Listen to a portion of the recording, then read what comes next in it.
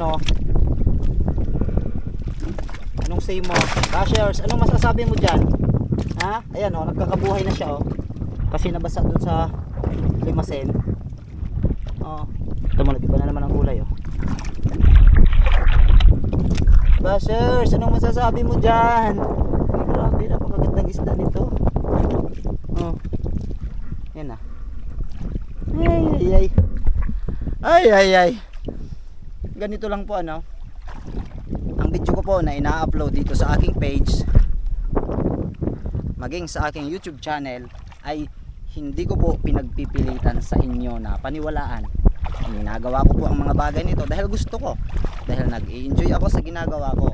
Pero hindi ko po pinagpipilitan sa inyo na paniwalaan yung mga video na ginagawa ko dito. Tulad nga ng mga paghuli ng lapu-lapu.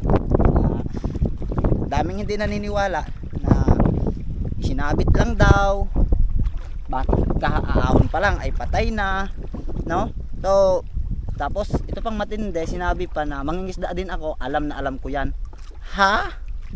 Kakatuwa ka naman. But anyway, hindi ko kailangan masyado magpaliwanag sa inyo. Isa lang masasabi ko, hindi ko po pinagpipilitan sa inyo ang mga video na ginagawa ko dito ay inyong paniwalaan, okay?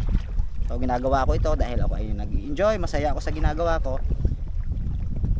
Once again, hindi ko po pinagpipilitan sa inyo. Kung hindi po kayo naniniwala, huwag niyo pong panoorin. Ganun na lamang po. Ano po?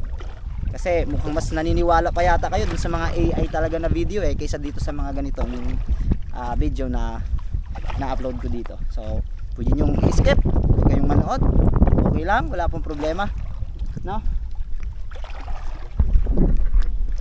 Yun lamang po. Marami pong salamat sa blessings. Ngayon nakaisang lapu-lapu na tayo.